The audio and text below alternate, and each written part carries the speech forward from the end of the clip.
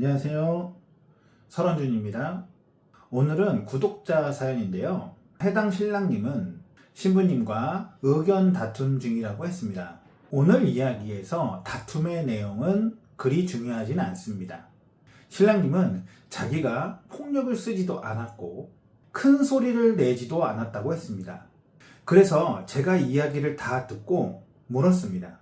신랑님은 지금 뒷짐지고 차분한 목소리로 말하고 있지만 저한테조차 베트남 신부를 궁지로 몰고 있다고 말씀하시는 걸로 보이는데요.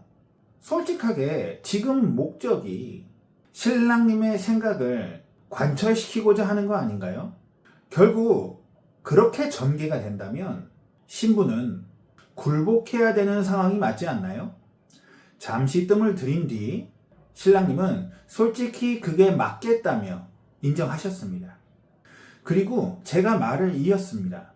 만약 신랑님이 한국의 여자와 결혼해서 비슷한 나이의 한국 신부를 만났다면, 그래서 30 후반에서 40 중반의 한국의 신부였다면 신랑님보다 한국말을 잘할 확률이 높을 텐데, 한국 여자라면 당연히 궁지에 몰리더라도 한국말로 억지를 부렸을 수도, 자기에게만 유리하게 포장해서 장인어른한테 도망가는 방법도 있을 테고, 회사 끝나고 친구랑 술 한잔 하면서 신랑님 흉과 함께 하소연을 했을 수도 있을 것입니다.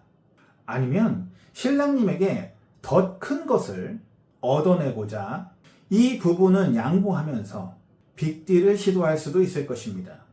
하지만 실제 현실은 신랑님이 구석으로 몰려서 한국 신부에게 굴복하며 살아갈 확률이 높겠죠. 어쨌건 현재 신랑님이 베트남 신부에게 폭력을 쓰지 않더라도 베트남 신부가 한국에 온 지 1년도 되지 않았는데, 아니 일주일밖에 안 됐는데 한국말을 아직 잘 못하는 어린 신부가 구석으로 몰리면 어떨까요? 아직은 어색하고 무서운 남편에게 앞서 말한 한국 신부처럼 행동할 수 있을까요? 어쩌면 신랑님이 자각하지 못하는 사이에 이런 분위기를 악용하고 있는 것은 아닐까요? 모든 부부가 그러하듯 동등한 위치에서의 부부싸움은 큰 문제가 없다고 생각합니다. 하지만 신랑님이 신부님과 선을 지키며 티키타카 동등한 다툼이 아닌 만에 하나 무형의 선을 넘어 베트남 아내를 궁지로 몰게 되면 베트남 아내의 눈물이 이내 멈출 때쯤 베트남 아내의 머릿속에는 두 가지 선택지밖에 남지 않는다고 생각합니다. 굴복하거나 도저히 굴복하기 싫다면 튕겨져 나가거나, 지금까지 말씀드린 이 흐름과 구조를, 그리고 한국말을 못하는 베트남 어린 신부가 처한 상황을 여전히 전혀 이해하지 못한다면 더 이상 해드릴 말은 없다고 말씀드렸습니다. 이후에 저는 신랑님에게 여담으로 말했습니다. 저의 경우에는 아내를 진심으로 소중하게 여기며 항상 아내의 불편함을 살피고, 초반에는 요리부터 설거지뿐 아니라 빨래까지 제가 다 했고, 다툼이 있을 때면 당일에 항상 제가 먼저 미안하다고 사과했는데요.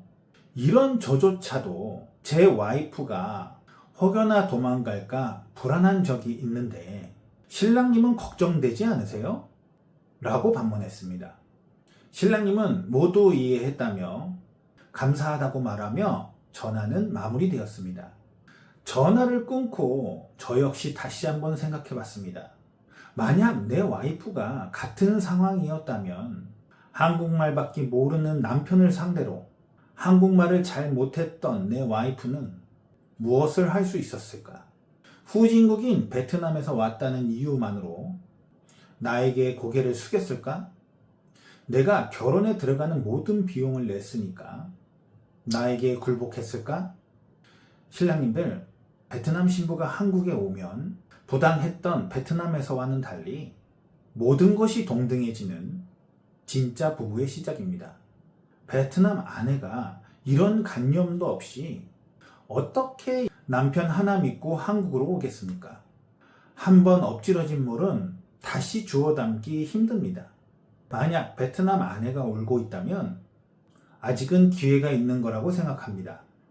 하지만 울음이 완전히 멈춰 더 이상 울지 않게 되면 그 기회는 눈물과 함께 날아가게 될 것입니다.